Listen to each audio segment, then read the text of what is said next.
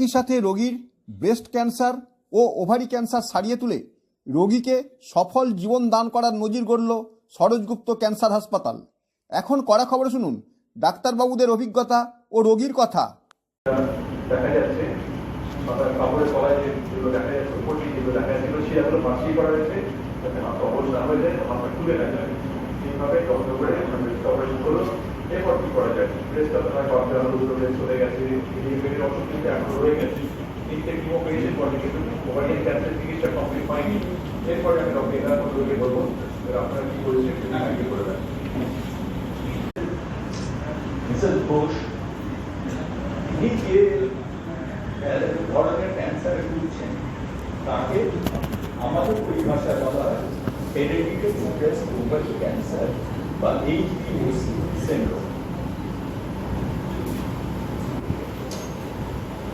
Hereditary cancer ব্যাপারটা, hereditary cancer হচ্ছে যে একটা ফ্যামিলিতে হওয়া মানেই সেটা হেরিডিটারি ক্যান্সার নয়। হেরিডিটারি ক্যান্সার হচ্ছে একটা নির্দিষ্ট জিনের মিউটেশন বা কোনো ক্ষতিকারক চেঞ্জ হয়, কিন্তু ক্ষতিকারক চেঞ্জে মিউটেশন করা হয়। সেই ক্ষতিকারক চেঞ্জ যদি হয় এবং সেটা যদি পেরেন্টস বা অর্থাৎ বাবা বা মার কাছ থেকে সন্তানদের দিকে বংশগতভাবে প্রবাহিত হয়, তাহলে সেই ক্যান্সারটাকে বলা হয় হেরিডিটারি। ফ্যামিলিয়াল ক্যান্সারটা একটা ফ্যামিলিতে অনেক ক্যান্সার হতে পারে, বাট সেটা তারা যে জেনেটিক্যালি সবসময় সম্পৃক্ত তা নয়।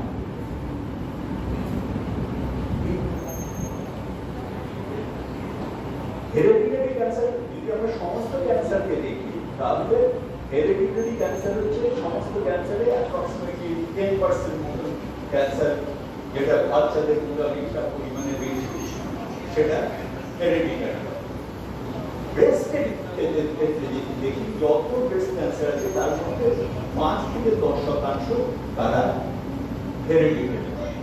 কিন্তু ওভারিতে HBOC সেটা সমস্ত ব্রেস্ট ক্যান্সার দেখতে নিতান্ত কম নয়, 2 থেকে 7% অল ব্রেস্ট ক্যান্সার। ওভারিতে আরো বেশি, 15 থেকে 18% অফ অল ওভারিয়ান ক্যান্সার সেগুলো হচ্ছে হেরিডিটারি বলে নির্ধারিত বেরোয়।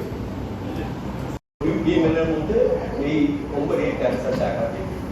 প্যানক্রিয়াস ক্যান্সার এবং প্রস্টেট ক্যান্সারের সম্ভাবনাটা অপেক্ষাকৃত কম।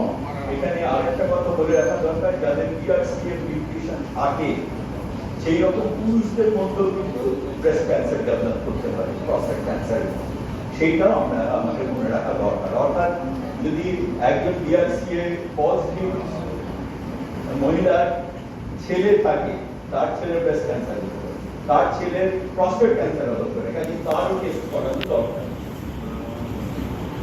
ব্রেস্ট ক্যান্সার আমাদের চিকিৎসার দিক থেকে আমি বলেছি যে কতগুলো ওষুধ দেওয়া যেতে পারে, চিকিৎসার দিক থেকেও আমাদের কতগুলো ইন্ডিকেশন বা নির্দেশনা দিতে পারে।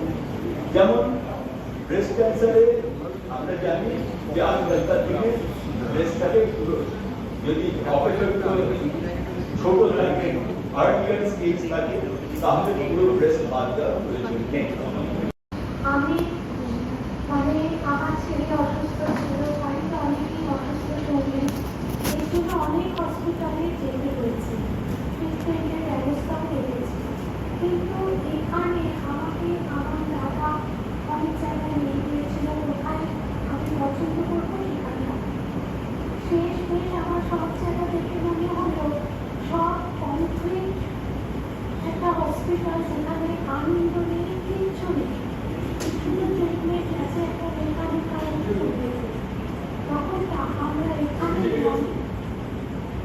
যে অন্নপুত্র এখানে, তখন আমার ভীষণ ভালো, এত সুন্দর একটা যে মানে সব জায়গায় একটা গ্রাম্য পরিবেশ পেলাম। আমরা সব কমিটিতে বসতে থাকি, বাড়ি খাই, সোজা কথা, কিন্তু আমরা এখানে এসে বুঝলাম আমি সুস্থ হওয়ার থেকে পরিবেশ আমাকে বেশি সুস্থ করবে। তারপর আমার ট্রিটমেন্ট শুরু হলো, ডাক্তার ভুক্ত আমার কাছে দ্বিতীয় খবর হয়, আমি ওনার কাছে এসেছি বলেই আমি সুস্থ হয়েছি। উনি আমাকে খরচ চেক করেছে, সব সময় আমাকে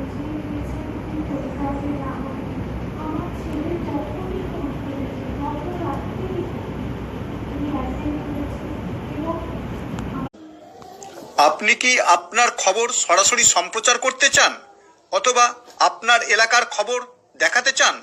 তাহলে যোগাযোগ করুন কৃষ্ণপ্রসাদ পাত্র, ফোন নম্বর 8622800252 অথবা 8282860856 এই নাম্বারে, অথবা অর্জুন সেন সিপিআরও, ফোন নম্বর 9433138840 এই নাম্বারে।